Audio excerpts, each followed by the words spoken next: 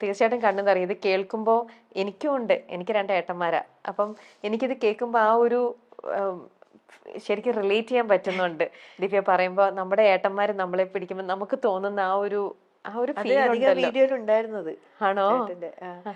ഏടത്തിയമ്മ പറയും ഒന്ന് കല്യാണമായിട്ടുണ്ട്. ഏടത്തിയമ്മക്ക് ഭയങ്കര ഭയങ്കര എന്ന് പറഞ്ഞാൽ ചെയ്തു അത്രക്ക് ഇഷ്ടം. വേഗം ഒന്ന് കെട്ടിയിട്ടുണ്ടെങ്കിൽ എണ്ണമാണ് ദിവസങ്ങൾ. എല്ലാരും അങ്ങനെയാണ്.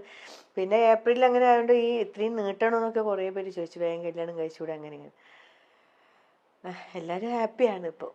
എല്ലാത്തിനും ഒരു സമയമുണ്ട്. ഇപ്പൊ അമ്മയ്ക്കും ചേട്ടനും എല്ലാവർക്കും സന്തോഷാണ്. പിന്നെ എന്തിനാ ഈ കണ്ണുകൾ നിറയണേ?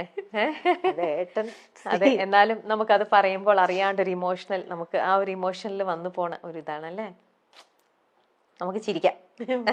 ചിരിയുണ്ട്, ചിരിയുടെ കൂടെ ആനന്ദക്കണ്ണീര്.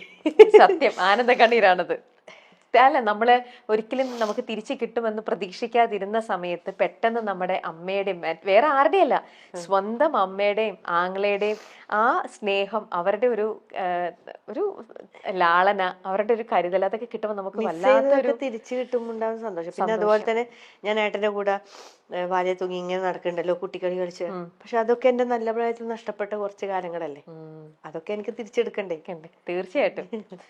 നമുക്കൊരു ഈ ഒരു ജീവിതമല്ലേ ഉള്ളൂ. ഈ ഒരു ജീവിതത്തിൽ ഇതെല്ലാം ഞാൻ കുറച്ച് കുട്ടിയായിക്കോട്ടെ. അതെ, കുട്ടിയായിട്ട് തന്നെ അതൊക്കെ അങ്ങ് എൻജോയ് ചെയ്യാം. എനിക്ക് നഷ്ടപ്പെട്ടതൊക്കെ ഞാനൊന്ന് ആസ്വദിക്കട്ടെ. തീർച്ചയായിട്ടും ദിവ്യ. ഓക്കെ, വിവാഹ സമയത്ത് നിങ്ങളെ 2 പേരെയും നമ്മൾ പറഞ്ഞു. ദിവ്യക്ക് ജീവിതത്തിൽ ഇതിനോടകം ക്രിസ് കൊടുത്ത ഏറ്റവും വലിയ ഒരു ഗിഫ്റ്റ്?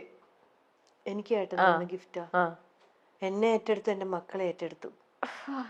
അത് തന്നെ ഏറ്റവും നല്ലൊരു സമ്മാനം. തിരിച്ചു കൊടുത്തതോ? തിരിച്ചെന്ത് കൊടുത്തു? ഞാൻ 2 മക്കളെ കൊടുത്തു, ഭാര്യനെ കൊടുത്തു.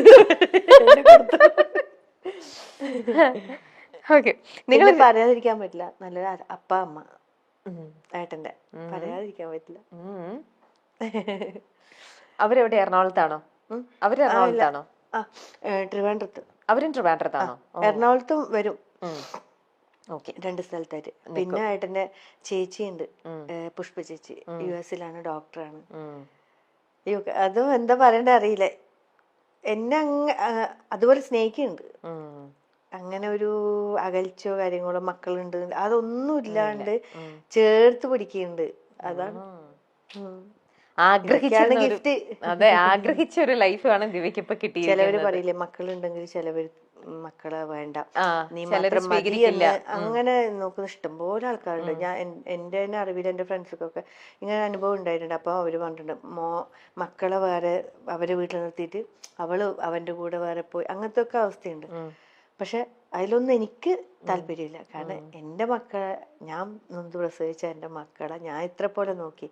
അപ്പൊ നമ്മളെ 3 ചേർത്ത് പിടിക്കാൻ ഒരാള്, ആ കുടുംബത്തിലേക്ക് തന്നെ എന്താണ് ഒരു തെറ്റും കൂടാതെ, എനിക്ക് എന്താണ് ഒരു ഇതിനോട് ഇങ്ങനെ എന്താണ് നല്ല ധൈര്യത്തോടു കൂടി നല്ല ഇതായിട്ട് നിൽക്കാൻ നല്ലൊരു അപ്പ ഉണ്ട്, നല്ലൊരു അമ്മ ഉണ്ട്, ചേച്ചിയുണ്ട്, കസിൻ ഉണ്ട്, എല്ലാരും ഒരുപാട് ഫാമിലി മെമ്പേഴ്സ് ഉണ്ട്. ഓക്കെ, ദിവ്യക്ക് നിങ്ങൾ 2 പേരും ഒരേപോലെ സ്വപ്നം കാണുന്ന ഒരു കാര്യം അതെന്തായിരിക്കും? ഒരു വീട്. ആണോ? വീട് ഇല്ല ഉണ്ട്, പക്ഷെ നമുക്ക് നമ്മളേതായ സ്വന്തമായിട്ടുള്ള നമ്മൾക്കൊരു ആഗ്രഹം. ആഗ്രഹം എനിക്ക് എന്റെ ബാലൻസ് ഒരു കാര്യല്ലേ, വീട് എന്നുള്ള സ്വപ്നം. കണ്ണൂരായിട്ടൊരു ചെറിയൊരു തറ കെട്ടി വെച്ചിട്ടുണ്ട്. അതായിന്നൊക്കെയാണ് ന്യൂസിൽ വന്നത്. 2 നില വീട്, പിക്ചറൊക്കെ ഇല്ല, സംഭവം കെട്ടിയിട്ടില്ല. അതിന് പതുക്കെ മതി, തിരക്കൊന്നുമില്ല.